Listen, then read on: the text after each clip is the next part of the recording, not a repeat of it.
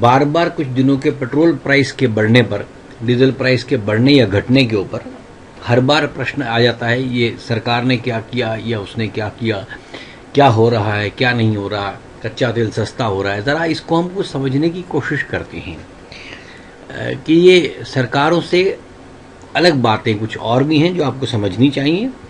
हम पेट्रोल की प्राइसिंग की थोड़ी बात करेंगे। देखिए, क्रूड ऑयल जो हमारा, हम जो कच्चा तेल लिया जाते हैं वो बैरल में मिलता है, बैरल नाम की यूनिट में मिलता है, जो हम इंपोर्ट करते हैं, चाहे ईरान से करें, इराक से करें, कहीं से करें, आपके पास वो बैरल में मिलता है। और जो पैसा, जो चीज़ वहाँ आती है बैरल में, एक बैरल में 44 यूएस गैलन्स होते हैं और ये लगभग 166.5 लीटर के आसपास एक बैरल है। तो इतना हम लेते हैं। हमारी रोज़ की रिक्वायरमेंट लगभग 740-750 बीबीएल पर डे बोलते हैं, बिलियंस बैरल्स पर डे। इतने बिलियन, 1 बिलियन 100 करोड़ का होता है, इतने बैरल पर डे हम खरीदते हैं। अब मैंने एक आंकड़ा दिया है, रफली दे रहा हूं मैं, क्योंकि हर बार डॉलर और कॉस्ट ऑफ बैरल बदलती रहती है। ये लगभग 1 जनवरी के आसपास का समय है, जिस समय डॉलर की कीमत 67 रुपये 50 पैसे के आसपास ली मैंने, और बैरल 58.5 डॉलर का लिया। इसका मतलब ये हुआ कि लगभग 4000 के आसपास आपको एक बैरल मिल रहा है जो क्रूड ऑयल है। अब इस क्रूड ऑयल से हम क्या क्या करते हैं, जरा इसको समझेंगे। ये क्रूड ऑयल आपके पास जो आता है उसमें लगभग 146 लीटर के आसपास आया, एग्जैक्टली 166.5 होता है, लेकिन लगभग। अब इससे बनता क्या क्या है, क्या क्या प्रोडक्ट इससे निकलते हैं। हम लोग क्या करते हैं, बहुत से लोग कैलकुलेशन करते हैं, वो क्रूड ऑयल को सिर्फ पेट्रोल बना लेंगे। एक क्रूड ऑयल से बहुत कुछ निकलता है सर, पेट्रोल अकेला नहीं निकलता। एक क्रूड ऑयल से जो निकलता है इंटरनेशनल लेवल के ऊपर, अंतर्राष्ट्रीय मानकों में, वो लगभग 72.5 लीटर पेट्रोल निकलता है एक बैरल से, और 35 लीटर के आसपास डीजल निकलता है। उसके बाद लगभग 14 लीटर जेट फ्यूल निकलता है, हवाई ईंधन जिसे कहते हैं आप। उसके बाद इसी से आगे एलपीजी गैस निकलती है 7 लीटर के आसपास, और हेवी फ्यूल ऑयल निकलता है इसमें से 7 लीटर के आसपास। हीटिंग ऑयल वगैरह निकलते हैं। इसको जब रिफाइनरी में डिस्टिल किया जाता है बहुत कुछ निकलता है। सबसे लाइटर पेट्रोल होता है और सबसे लास्ट में आके हेवी ऑयल तक आता है।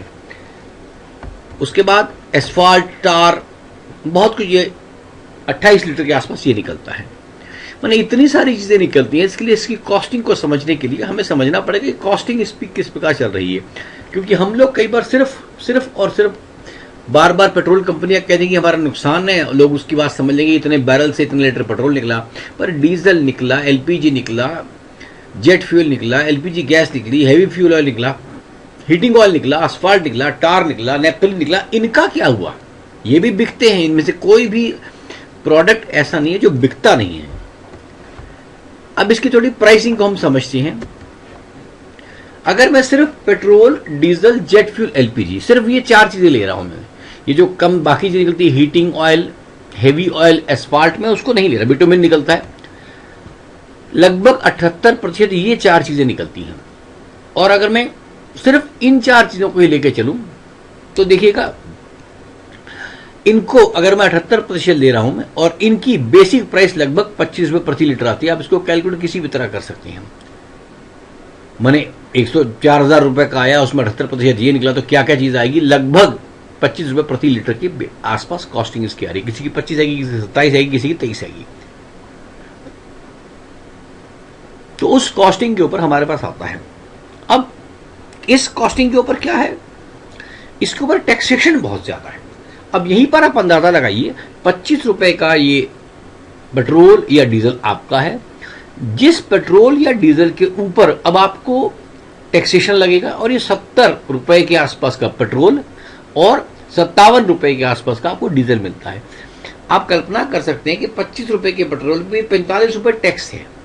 इसमें 2 रुपए, शायद 2-2.5 रुपए उसकी ट्रांसपोर्टेशन वगैरह जुड़ेगी, 4-5 रुपए मतलब 2 रुपए डीलर कमीशन जुड़ेगा, ट्रांसपोर्टेशन आएगी वगैरह वगैरह, लेकिन आप 5 रुपए लगा लीजिए, तो 30 रुपए के पेट्रोल के ऊपर 40 रुपए का टैक्स आप देते हैं।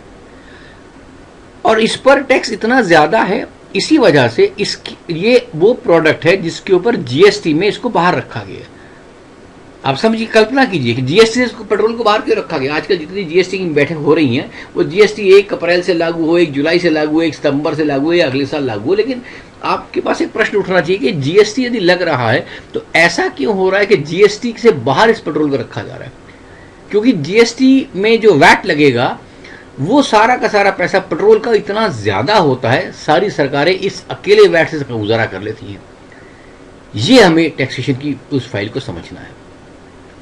तो अगले स्लाइड में या अगले वीडियो में हम लोग बात करेंगे इस पर, टैक्सेशन कितना कितना लग रहा है हर स्तर पे, ताकि आप इस बात को समझें कि हम जो सरकार के ऊपर कहते थे सरकार ने महंगा कर दिया, सरकार ने क्या महंगा कर दिया।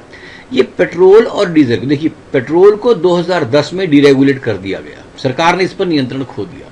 2014 के अंदर डीजल पर नियंत्रण खो दिया गया, मतलब डीजल और पेट्रोल की प्राइस मार्केट के अधीन कर दी गई। माने बेसिकली जितनी कंपनियां हैं जो रिफाइनरीज हैं, इंडियन ऑयल है, बीपीएल है, इनके अधीन है, इनके ऊपर सरकार का कोई जोर नहीं है। सरकार के ऊपर टैक्स तो लगा सकती है, लेकिन प्राइसिंग के लिए इससे पहले क्या था, सरकार उसको सब्सिडी देती थी, आपको याद होगा। अब देखो सरकार सब्सिडी नहीं दे रही, तो वो सब्सिडी का पैसा कहां गया, सरकार के पास तो पैसा बच गया। दरअसल भारत सरकार का इतना घाटा चल रहा है, अपने राजकोषीय घाटा, कि कहीं ना कहीं से वो घाटे पूरे करने की कोशिश की जाती है। और इस वजह से आप ये समझिए कि अब सरकार सब्सिडी नहीं दे रही है। गिनती करवा दूंगा मैं अगले वाले में किस प्रकार इसका टैक्स आता है, तब आप अंदाजा लगा जाइए इतना बड़ा टैक्स आता है। और यही कारण है कि हमेशा इसको जीएसटी से बाहर रखने की बात हो रही है पहले दिन से ही। तो अगली स्लाइड में हम इसको सोचेंगे। इस वीडियो को सुनने के लिए धन्यवाद। अब आगे चलेंगे अगली स्लाइड में। Thank you.